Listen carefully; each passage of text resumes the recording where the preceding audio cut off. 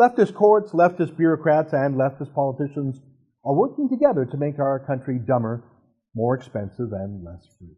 At first I thought this story was a joke. The government of Ontario is considering regulations to force owners of buildings to stop birds from flying into them, and presumably to punish those building owners who don't comply or whose buildings birds fly into anyways. Ontario is a have-not province, as you may know. It has the largest debt of any jurisdiction in the world that isn't its own country.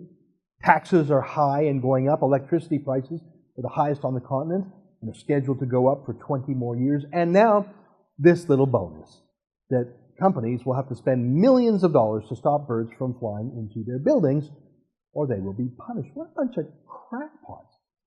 This all started from a crackpot decision by the Ontario Court of Justice in 2015 that said light is a contaminant under the Environmental Protection Act. Seriously, it actually starts a step before that. A radical US-funded lobby group called EcoJustice sued an apartment building under the law. So it starts with crackpot eco-lobbyists, add in a crackpot court decision, now comes a crackpot bureaucrat saying we better change the law, and so now you have a crackpot Ontario Environment Minister saying, hey, great idea, everybody.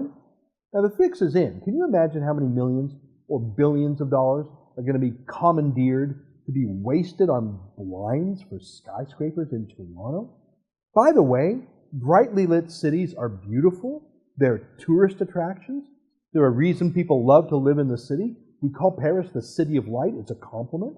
Light shows energy and life, civilization at its highest. But these killjoys are the same people who brought us Earth Hour, where we're all supposed to sit in the dark and shiver. Not for any real purpose. It won't save the world. In about 1 second, China's booming coal-fired economy would make up for any pretend decline in Western energy use. But so what? It's about a bizarre ideology of control and deindustrialization. It's a superstition. This didn't just start now. This anti-industry superstition has been going on since Ned Ludd and the Luddites smashed the machines, the looms that made clothing. Or 10 years ago, when Liberal Environment Minister Stéphane Dion declared that naturally occurring carbon dioxide, he declared that to be a pollutant under Canadian law, a pollutant that if we ever, God forbid, got rid of CO2, we would kill every plant on Earth, and thus all life on Earth, because plants need CO2 to live. But don't let any science get in the way of their radical ideology. These are people who call themselves evidence-based politicians. Anyways, so the air that we exhale, carbon dioxide, is a pollutant, and now light is a contaminant. Really? How much longer until some liberal judge just goes to the logical conclusion here?